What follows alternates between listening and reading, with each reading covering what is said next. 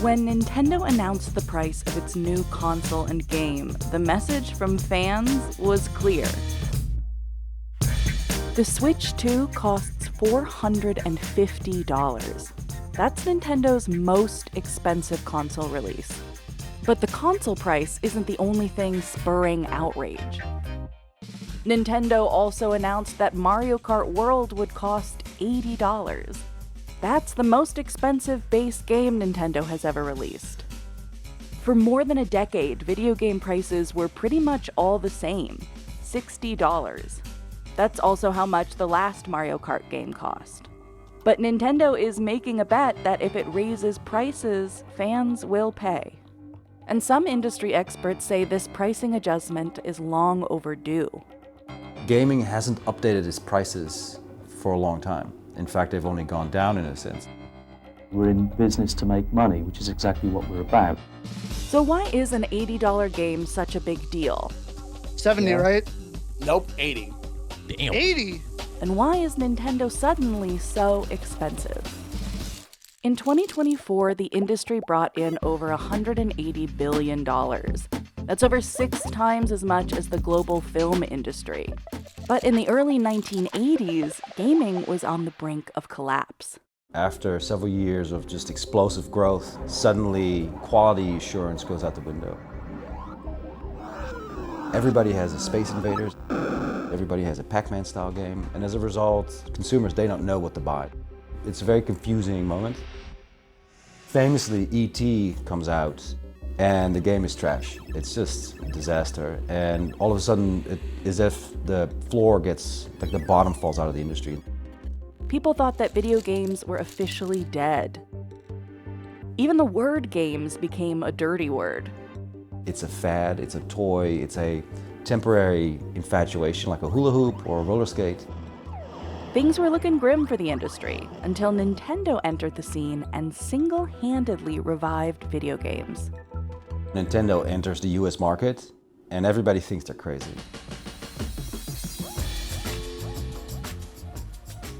Their thinking was, in order to be successful in console gaming, we have to reestablish this sort of sense of value, make them feel like what's in here, what we're offering them, is actually worth their time. In 1985, Nintendo marketed the Famicom console as an entertainment device rather than a toy or video game system, an effort to remove itself from the stigma of the crash. It also capped each third-party publisher's output to 5 games a year, incentivizing developers to focus on quality over quantity. And to regain consumer trust, Nintendo created a monthly magazine, Nintendo Power. It was even accompanied by a hotline players could call for help with Nintendo games. Every game published for the Nintendo Entertainment System, or NES, carried an official Nintendo seal of quality. This was Nintendo's way of showing that they have vetted and approved software for their platform. There were a couple of resourceful developers back in the 80s that would try to get games on the NES without approval, and they had to use some interesting methods to try to get by the copyright protection. In Nintendo's quest for quality control, a key part of its strategy was developing its own games and IP in-house. In 1985, Nintendo released Super Mario Bros., and Mario remains its most recognizable character today. From there, its lineup only expanded. They've had success, of course, with Mario, which is the same or bigger than Mickey Mouse at this point. Pokemon, which they own as well, partially. Zelda as well. With quality games and repeatable, beloved characters came a loyal, rabid fan base. There's over 2,000 people out there right now. This is the main entertainment center. I've tried to create kind of like what I've been calling little video game shadow boxes for each of the console generations from Nintendo. Here I've got a copy of Super Mario 64, signed by Charles Martinet, the original voice of Mario. If we ever had a fire, that would be the first thing I'm grabbing. Drew Kennedy, who goes by Nintendrew online, owns an extensive Nintendo collection and was converted to a lifelong fan in the 90s, thanks to quality games and those beloved characters. There it is. I'm in my 30s now. I started collecting when I was like 13, but I was a fan of Nintendo since long before then.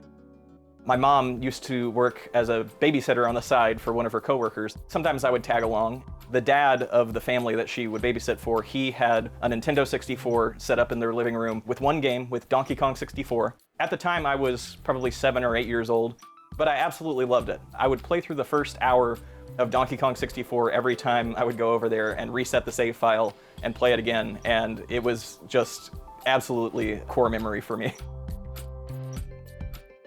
Up here is another one of my favorite oddball systems, the Virtual Boy, and this is the complete North American library.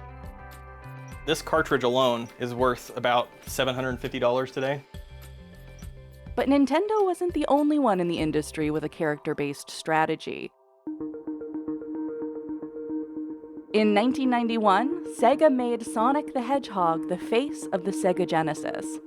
Sega follows the same formula. Let's have a mascot sort of lead the way, but differentiate. Sega was already competitive in the sense that they have a little bit more intense hardware. Ultimately, Sega, of course, produced the Dreamcast, still one of my personal favorites. A new Sega console. Simply plug into a TV and play. The launch of the Genesis marked the start of the first console war, where Nintendo and Sega battled it out to control the video game market in the United States. Every Nintendo sold, from our point of view, is one person out there not buying Sega software. Sega's market share went from just 6% in 1989 to as high as 65% by 1992. But while Sega marketed to older kids and teens and made some risky bets on console hardware, Nintendo stuck to its slow but steady strategy of family-friendly titles and commitment to quality. By 1995, Nintendo had regained its lead over Sega. They just couldn't hack it. There's only so much room in the market for it, and Nintendo won out. And at some point, the difference between the different devices becomes marginal. And so then people go with what they know best. Are the games better? So other than Sonic, there's a few different IPs on the Sega platform and the ecosystem there. They're not quite as popular as the Nintendo ones. Nintendo's secret to beating Sega is still the company's edge over its competitors 30 years later. Everything was in service to making sure that game experience was top tier, especially from the marketing perspective. We were really showcasing the great work that the developers were doing, creating these magical experiences through games. That's Krista Yang and Kit Ellis. They worked for Nintendo of America's public relations team for over a decade. The thing that's really interesting about working at Nintendo is it's a very large company, but it's a very small company relatively in terms of other companies within gaming, within entertainment. Something that we heard about all the time was the concept of competing in the red ocean, which is what we had been doing previously with Sony and Microsoft, where everybody is kind of competing on the same points, versus the blue ocean, which is we don't really have anybody that we're competing with. We've created our own niche. Nintendo is very much colorful and playful. Xbox tends to focus more on like shooters. They have a lot of racing games. PlayStation really leans into like more adult narratives and like deep stories. Now you have Astrobot from the PlayStation. It's like, okay, so 15 years later, you got your own Mario, but Nintendo has already claimed it because they've gotten it right from the beginning. Nintendo's exclusive franchises like Zelda and Pokemon kept growing in popularity. But to access them, you needed to own a Nintendo console. Nintendo likes to keep its own titles on its own platforms, and it's one of the few companies that can do it. There's no Nintendo games on Steam. There's no Nintendo games on Xbox. That's for a reason. This exclusivity has allowed Nintendo to keep game prices high and rarely put them on sale. Take Mario Kart 8 Deluxe, for example. It's 8 years old and is still sold at full price on Nintendo's website. Even a pre-owned version costs $50. Nintendo has always positioned itself as just like a premium experience. Ever since Nintendo has re-established value in the industry, they haven't let it go. That's something that we would have a lot of conversations about was let's be careful that we're not doing anything that's going to devalue our products. either literally in terms of dropping the price, or in more of an ethereal way where it's going to make our consumers think less of them. When I was growing up, I always kind of was drawn towards Nintendo and PC gaming as well, because it seemed to me at least that about 90% of the library that would come out for Xbox or PlayStation would usually also come out on PC. That lack of exclusivity can mean massive price cuts. Take God of War, Sony's once exclusive top-selling game on the PlayStation 4. It retailed for the standard $60 in 2018, but has now been as low as $20 on Steam. You can pretty reliably expect that those games are going to go on sale not long after they come out. Whereas when it comes to Nintendo, those games are reliably going to stay at that same price point for years. Those are the ones where I will sit in line or put in a pre-order to try to get them on day one because I want to be able to experience it as soon as possible. So why does Nintendo seem to be the only one to maintain premium prices? Nintendo has managed to capture and establish a portfolio of things like Pokemon and Mario and Zelda that are of such high quality. These are at the top of the food chain in terms of experiences, and they know that, and so they very carefully curate them so that they don't have to negotiate on price. I think Apple is a good comparison in terms of a company. An iPhone is not so exorbitantly priced that people simply can't get it, but it is a little bit more than the other options that are out there. But there's a strong belief that the reason that it's priced that way, that the added benefit that you're getting versus the others is well known and very clear.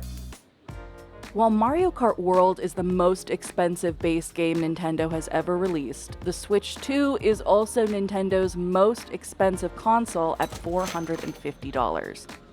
But that's still cheaper than most competing gaming systems, which is another part of Nintendo's strategy. Throughout the console generations, they've generally been the cheapest option, and I think that is right in line with their kind of family-friendly strategy. They've wanted to have as many people as possible get access to their product. A prime example of this success was the Wii, priced at $250 and bundled with Wii Sports in North America. That's half the price of the PlayStation 3 at launch. The Wii was so much fun, and it was something very different. It sounds too good to be true, being able to play a game of tennis in your lunch hour, and you don't even have to take your suit off. It's very friendly, as opposed to like the dead serious Xboxes of the world and the PlayStation. It was like, hey, this is a grown man kind of thing. I remember playing Wii tennis with my mother-in-law, and she's beating me. Cheaper, more broadly appealing consoles means a wider audience to sell exclusive games to. Evidence suggests that most people buy Nintendo hardware to play Nintendo games. Between 2018 and 2023, about 80% of Nintendo's overall software revenue came from its first-party games. Even Hiroshi Yamauchi, a former president of Nintendo, once said, "Sony is a company where hardware leads and software follows. Nintendo is the opposite." But is Nintendo's fan base big and loyal enough to pay higher prices? We went to a Switch meetup to find out. Don't love the idea of $80 games. $60 games are already quite a lot.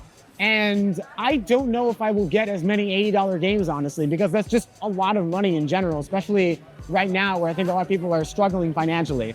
Switch and Play members live streamed their initial reaction to the Switch 2 console and game prices. Yeah. This is going to be a bit of a bigger pill to swallow, but I'm seeing the price of how much Mario Kart costs. 70, right? Nope, 80. Damn. 80? While the stream was going on, like, it wasn't just myself, Mike, Peter, and Christian in the video, but also people were in the chat that were from Switch and Play, having that reaction on stream. When we realized that, oh, it's actually going to be, $80, it's like, wow, like that's that's really steep. I'll take it, but man, that's going to be quite the something for families to try to buy a system for a Switch 2. I thought it was going to be like 400. I expected maybe 500 if they were going to pack in a game. But the $80 like Mario Kart price was definitely a shocker. Some fans are finding reprieve in the $500 bundle version of the Switch 2 with Mario Kart World. My only respite for this is that, like, if it's bundled in the package, it's like $30 less. It's $50 basically. So I'm taking that as like, oh, I'll just go digital and save myself $30. So it's a little iffy. But even that deal doesn't have fans entirely sold. There's been backlash online about the Switch 2 Welcome Tour, a mini-game and tech demo collection that costs $10. The Switch 2 also has a button for the new game chat feature, which eventually requires a paid subscription. Looking back on the Wii in particular, I remember, Wii Sports was the killer app for the Wii. Like, everybody wanted to play Wii Sports, and that was a free pack-in with the Wii. So I think it was very easy for a lot of people to justify. It would be nice to see them do the same thing for the Switch 2. Even Reggie Fils-Aimé, the former Nintendo of America president, seemed to take a subtle dig at it, tweeting about how he fought for the Wii Sports to be a free pack-in. Releasing a new product at an all-time high price is always a risk. In 2011, Nintendo released the 3DS for $250, $80 higher than the DSi that preceded it, only to drop the price by exactly $80 5 months later. Critics said that the high price and lack of launch games left little motivation to upgrade. Sony did the same thing with the PlayStation 3. You come out with a price point and then you realize you're wrong. Some analysts speculate that Nintendo raised prices in anticipation of tariffs. They say, around the Switch 2, oh, we think it's a premium experience that warrants this higher price point. Yes, and also there is a huge amount of tariff-based volatility in the market. When you build things that are manufactured in China and have to be shipped to the US, it's very expensive. And so they have to bake that into their models. We can't verify how big an impact tariffs had on the price of the new console or games. But fans were fearful that the Switch 2 could get more expensive when Nintendo delayed the pre-order date in the US and Canada after President Trump announced his Liberation Day tariffs in early April. But it didn't end up raising the price, and Nintendo's president denied that tariffs influenced pricing. Many balk at an $80 price tag for a single game. But adjusted for inflation, $80 isn't as pricey as it seems. Take a look at this catalog from 1997. Super Mario 64 cost $60.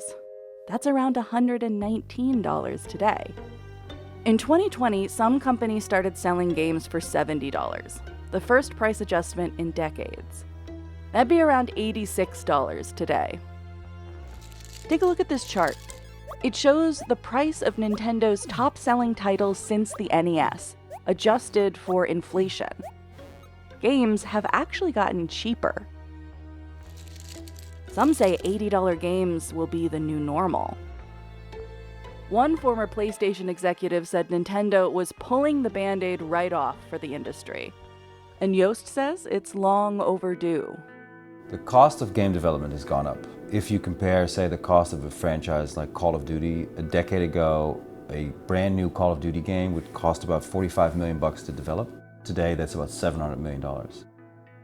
Grand Theft Auto 6 has been in development for about 11 years, and it has a budget of a rumored $2 billion. The Burj Khalifa, the tallest building in the world, cost $1.5 billion and took 6 years. And so we're already double all this. And it's not even out yet. During the same period that costs have exponentially increased, the price point of a game has barely moved at all.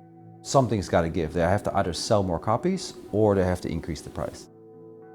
Nintendo says prices will be variable, but other companies are already following suit.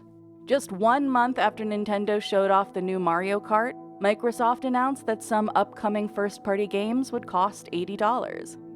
Even if that change is overdue, consumer perception matters. The Switch 2 and its games feel expensive. In the US, consumer sentiment has declined every month of 2025. People worry about the economy and feel like their money buys them less than it used to. But despite the outrage, some say $80 is more than worth it. An average single-player game, 40 to 60 hours to finish? Where can you get 60 hours of entertainment for $80? Show me. What roller coaster goes on for 80 hours? A good rule of thumb that I and a lot of my friends tend to use is the kind of $1 per hour rule. Nintendo games offer a ton of value and also just an unparalleled replayability. You can always come back, and especially with the specific kind of nostalgia I have for Nintendo's experiences, like I will never stop going back and playing my favorite Nintendo 64 games or my favorite DS games. Of course, that relies on Nintendo maintaining the quality it's known for. Games like Pokemon Scarlet and Violet, with its glitches and performance issues, left a bad taste for many fans. But Nintendo's cultural hold on fans is strong, both with younger audiences it brings in through movies and theme parks, and the older fans who have been with Nintendo for decades. I think it's certainly become more common and more acceptable for people like me to stick with their fandom into adulthood, and it's definitely less of a social death sentence to be a huge nerd in 2025. And even looking at the marketing for the original Nintendo Switch, it's clear that that's not lost on Nintendo. Many fans share Drew's sentiment. The Switch 2 pre-orders sold out in a few hours. People will buy it anyways. My forecasts are 12 to 15 million units in the first year. They have such a huge install base, the loyalty's there, they have so many fans, the IP is so strong. It will sell like hotcakes. Kit and Krista, however, share a much more cautionary tale. It's going to sell very well, but it's not going to reach the same heights as the original Nintendo Switch, and part of that is the price. You know, once all those people buy Mario Kart at $80, what about the next rung of people outside of that core fan group? What about, you know, the more casual video game player? I think it's going to depend on the software, the games that Nintendo will announce beyond what they have for the rest of 2025. If we want to sustain the success of the video games industry and have it continue to make these experiences that we like to enjoy and play and share with others, they're going to have to adjust the economic model, and that includes its price point. I think the concern from fans is that variable pricing means that the price can only go up. But I think variable pricing where there's actually kind of a lower range of price points for games is a great opportunity for Nintendo as well. If any viewers are struggling to enter this space and want to play Nintendo games, I would give the advice to look backward and try to find some that have already stood the test of time and have solidified themselves as classics. I mean, you could probably pick up a copy of Star Fox 64 for less than $10 in any major city. That's a fun weekend.